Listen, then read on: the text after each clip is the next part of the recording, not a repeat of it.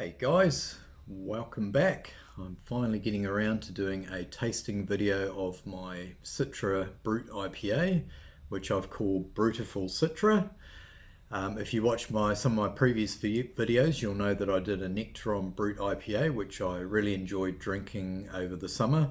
So I decided to basically do a rebrew, but just change out the hop for Citra. So there it is there. So pretty happy with the appearance. It's pretty clear, bit of condensation there, holding a nice ring on the top, and a nice sort of lightish golden color. Hopefully that's coming through on the video. It's a little bit lighter in real life than it looks to be on the camera.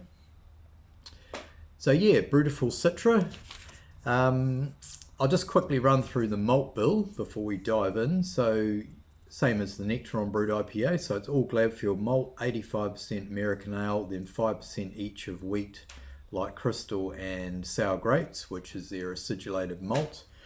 As per normal, if you guys know me, I pretty much always do a half batch, so I used 100 grams of Citra, split it into 50 grams for a Whirlpool at the end of the boil, and then I use the other 50 grams for a 3-day dry hop.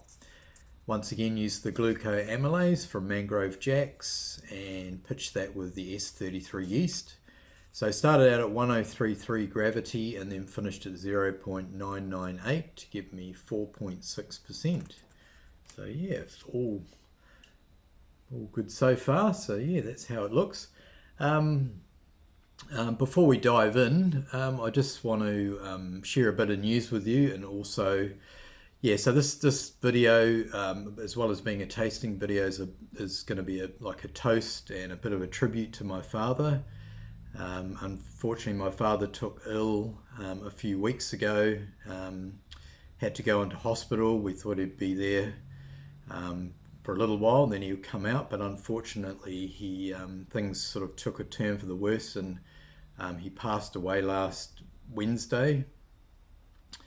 So normally I would share my latest beer creation with Dad, but obviously he's not here, and as per normal, I would share it with you guys. So yeah, just sort of a bit of a tribute to Dad. Some of you guys will already be aware of the news, and thank you for the messages of support. It's been much appreciated. It's been a bit of a rough ride for the last week, but yeah, things are hopefully going to start to settle down again. So cheers to you, Dad.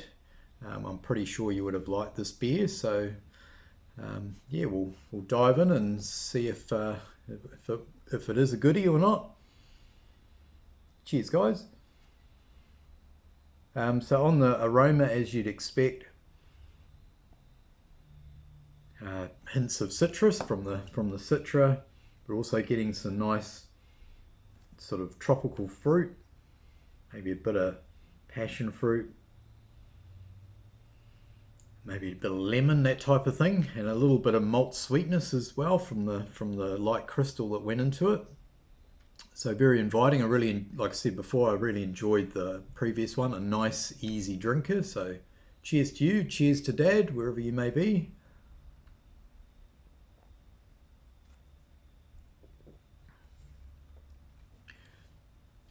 So I'm getting all those hop characters coming through in the flavour. Because it is a Brut IPA, it's got quite a dry, sort of crisp, clean sort of character to it because of that 0.998 final gravity.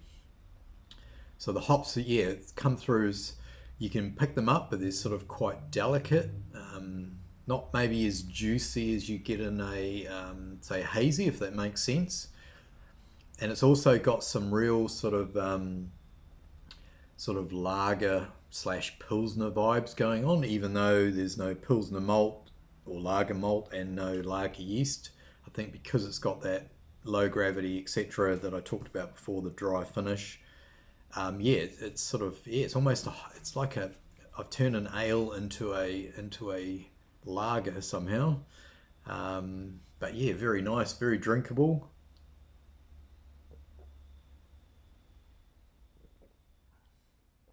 Which is exactly what I was aiming for. You know, I want an easy drinker, lowish ABV, so 4.6%. It's definitely not heavy going because of, you know, it's going to be low carb. It's going to be, you know, quite, you know, obviously quite thin, but very nice. Yeah, I'm liking the dry, crisp finish. I think that really finishes each mouthful off nicely and sort of gets you diving back in again.